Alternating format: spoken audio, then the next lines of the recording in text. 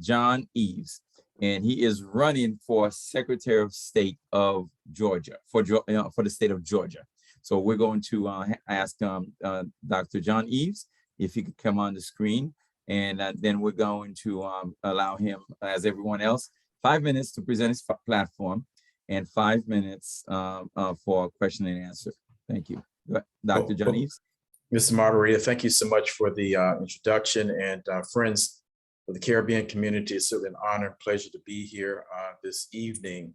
So I'm the proud grandson of Jamaican immigrant Cecil Reginald Eaves, who was born and raised in Maypen, Jamaica, and immigrated to the United States in the early 1900s. But he brought into my family, and specifically me, all the traditional West Indian values: hard work, love of family, respect of elders, and respect for education. And I certainly, of all of his 25 grandchildren, have embodied those characteristics and those values. And I'm a father, 2 grown children. One is a student at North Carolina A&T, a senior. Another one is a first-year graduate student at Duke University. I'm also small business owner, 2 small businesses. I learned hard work from my grandfather, entrepreneurship from my grandfather. I also teach at Spelman College, dynamic young ladies. I teach in the political science department, motivate many of them to run for public office. Representative Donald McLeod has been a guest lecturer in my class on a couple of occasions. And last but not least, well, maybe 2 things. Regional Director, Peace Corps for 7 years, having tremendous international experience, won 2 Fulbright scholarships, visited 52 countries around the world. And of course, last but not least, served 11 years, that is, as chairman of Fulton County. I'm running for Secretary of State for several reasons. Number one, as an executive position, this office is responsible for the oversight of elections in the state of Georgia, all 159 counties. The vote is certainly being compromised, challenged, made more difficult, inaccessible for Black and brown communities. This state is diverse, one of the most diverse states in the country. 49% non-white, 32% Black.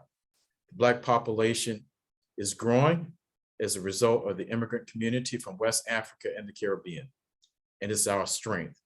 And so as Secretary of State, I am going to do all that I can to protect the vote, especially for Black and brown communities, as well as seniors and college students. I'm going to do all that I can to increase voter participation and registration. We have the opportunity to register more college students to vote, the formerly incarcerated or ex-offenders to vote, and we can also make it accessible and easy for people to vote. And so as your Secretary of State, that would be my #1 priority. When I was chairman of Fulton County, I have a strong track record. Under my watch as chairman of Fulton County, we had the largest local voting operation than any county or government in the state of Georgia. Over 600,000 registered to vote, people to register to vote. We had 350 precincts. Under my watch, we were the first to do souls to the polls and 3 weeks in advance voting. So under my watch as chairman of Fulton County, voter access increased and participation increased. The second reason, and I want to be mindful of our time, is the Secretary of State's office is responsible for the corporation of businesses, the 1.2 million businesses in Georgia. Many of them are people from the Caribbean. And I want to do all that I can to support that community, because right now there's a 20% failure rate of first-time business owners fail in the first year. And so I want to do all that I can to support that group, those business owners, and also help them get access to procurement opportunities in the state of Georgia. So again, 32% of the population Black, but when it comes to procurement opportunities, in the low single digits. The last thing I want to say is, as your Secretary of State, I want to function like the US Secretary of State in terms of relationships with foreign governments. Georgia does a great job partnering with Germany, partnering with Korea, partnering with other countries in Europe, but does an awful job with West Africa and the Caribbean. And as your Secretary of State, friends, I will do all that I can to foster relationships, trade opportunities with the island nations in the Caribbean, as well as with West Africa. And also, and I want to close out, also, I want to do all that I can to organize what I consider the immigrant industry here in Georgia. People who come here to work, but many of them are taken advantage of in a variety of ways. And I want to be their protector. And so I'm very excited about my candidacy. I want to make history, not only be the first Black person elected in Georgia to be Secretary of State, but also the first Black person of Jamaican ancestry to be elected Secretary of State of Georgia. So thank you so much for the opportunity. I'd be more than happy to answer any questions that anyone has this evening. Thank you very much, Dr. Eaves, for sharing with us your plan. So question I have for you is, the Caribbean community at large has gone through many transformative stages here in America. We've seen growth of political participation in New York, in Washington, D.C., in Florida, and now Georgia.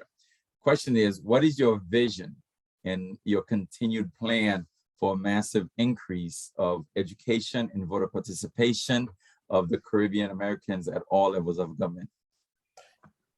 It's a great question. I think number one, I'm not sure if the 300,000 people of the Caribbean community realize our numbers and our strength. And I think that there are certainly existing community organizations that are representative of each of the island nations that are here, certainly outreaching to them, getting them organized, maximizing the number of people who are registered to vote. But I think that the men and women who are on this panel who are of Caribbean ancestry, who are running for office is a great thing. I'm not sure what the representation looks like in Columbus and in Augusta and Savannah, but certainly Metro Atlanta is a great start. So I think registration, working with community groups to register people to vote, getting folks to understand their power, get them to understand, or us to understand, how important advocacy is in terms of policy development.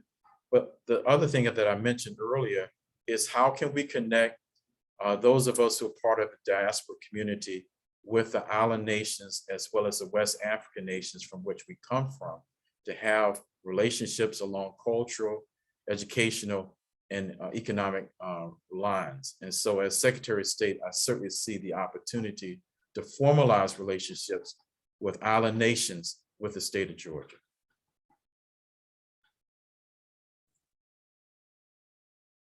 Great, and thank you for that answer. And now the other question I have for you is, we have we all remember what's happened in the last few years in our state, particularly last year, with a Republican surge in a national, congressional, and local elections. What message must Democrats send to mobilize its base when it appears that is waging basically a strong battle against the Republicans? As many of us tend to vote Democratic, how do we sustain the effort to ensure that our votes properly count? Another great question. So I often talk about voter suppression, which is a reality, but I also think that we have to go on offensive. I think we have to understand and recognize our strength and our numbers. And so instead of talking about voter suppression, I think we need to begin to talk about voter participation, voter education, and voter mobilization, and what that means when we have representation. And I'm not trying to rhyme by intentionally here, but the end game is for us to have representation. And I'm not sure if our constituents, our voters really understand what representation means. And representation means how Maynard Jackson in 1972-73 was elected the first Black mayor of Atlanta. And because of his presence, he was able to allow and facilitate access to contracts and growing or access or helping Black folks in Atlanta benefit from the economics of Atlanta through procurements. This is an opportunity in 2022 to elect Black officials on the state level, and specifically in the Secretary of State's office. And the next frontier is to not only have numbers in terms of votes, but how do we mobilize and have the right person in office so that we can create opportunities for Black and brown people, especially people from the Caribbean diaspora, to access opportunities across the state of Georgia. And so to me, we need to begin to have more of a positive message of representation. And if we vote, no matter whatever shenanigans that are done by Republicans, we actually can overcome the shenanigans that they're doing because we actually have the numbers. Great. Thank you very much, Dr. John Eaves. And so